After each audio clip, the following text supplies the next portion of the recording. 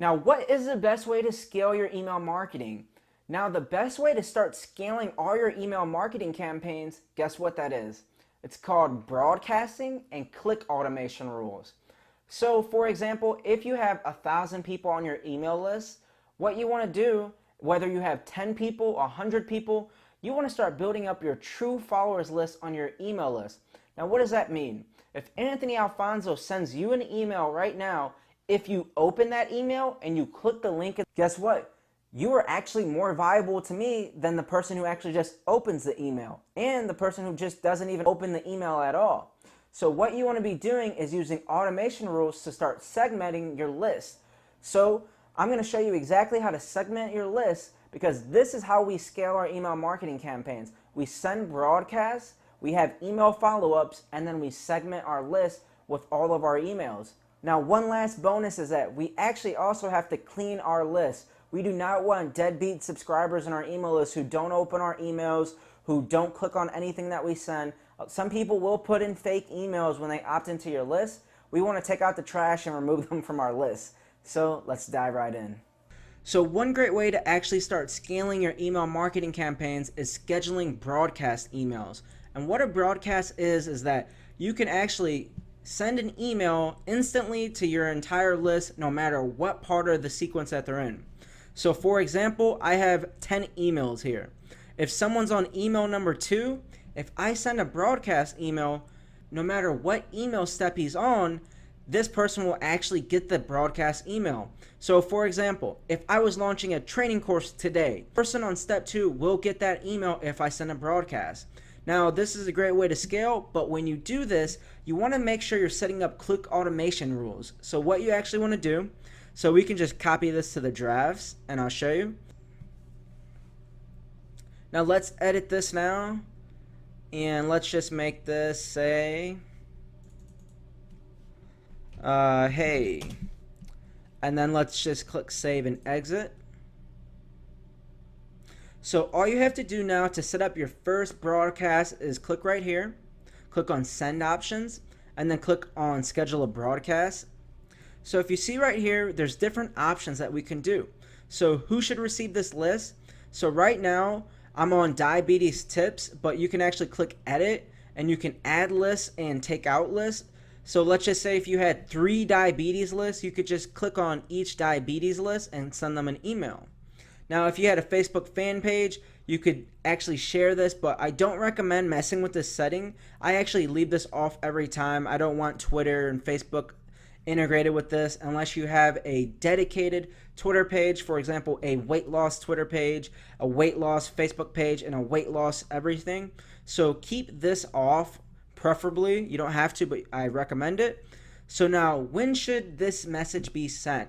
Now, I do like to keep everything consistent, so we can click here, and then let's just send this at 11, let's just put 11:30, and then let's put this for Thursday.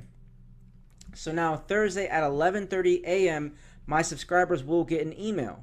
So we can just click apply, and then, now this is the important part. Do you want tag automations? Yes, we do.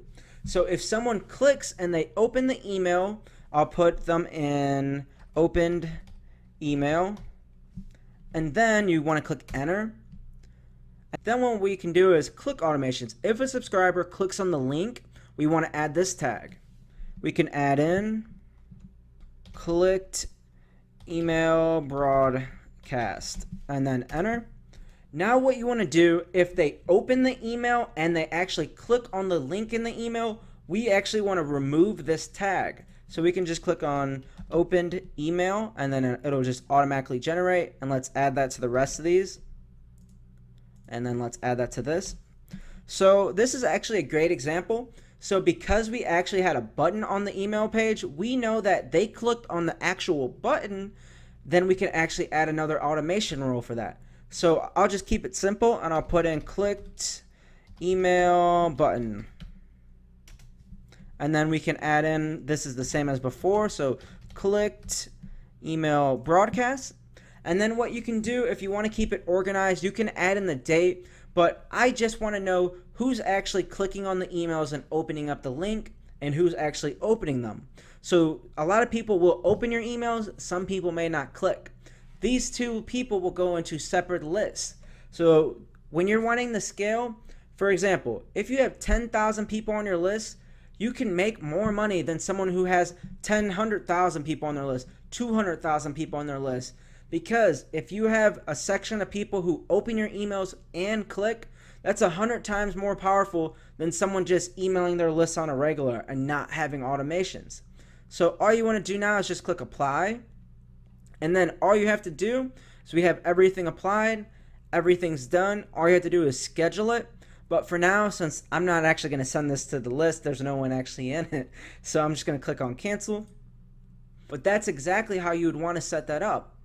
Now make sure you're cleaning up your list. So depending on what email autoresponder you're using, they will charge you for people who are actually unsubscribed to your list. So let me show you.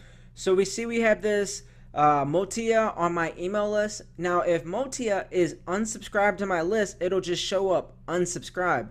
But guess what? If this person is unsubscribed from my list, I either A, I have to remove them myself and unsubscribe them, or B, I can just send Aweber a message and say, hey, can you remove all the unsubscribers from my list? Now keep in mind, different email autoresponders will actually charge you for people who are unsubscribed. Aweber will charge you for people who are unsubscribed. So the bigger your list gets, you just want to make sure you're actually getting rid of all those people. Now I'm going to give you a bonus because I wish someone would have told me this when I very first started.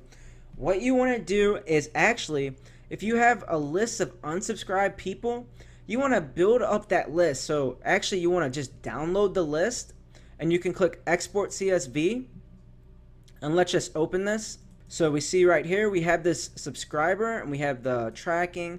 Let me open this up a little bit more. Alright, so we have the email. So what I would recommend is actually setting this up and making it email unsubscribes.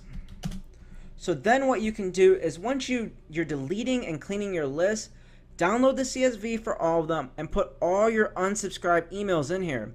Because what we can do then is we can take this email list eventually and add them into our Facebook ads, and we make sure we're not targeting these people, because if these people saw our Facebook ad and then unsubscribed, we do not want to be targeting them anymore. So this is just an extra bonus, so make sure to get rid of all your unsubs. Error right there. Get rid of all your unsubscribers. So make sure, keep all of them. We'll get rid of them. I'll see you in the next video.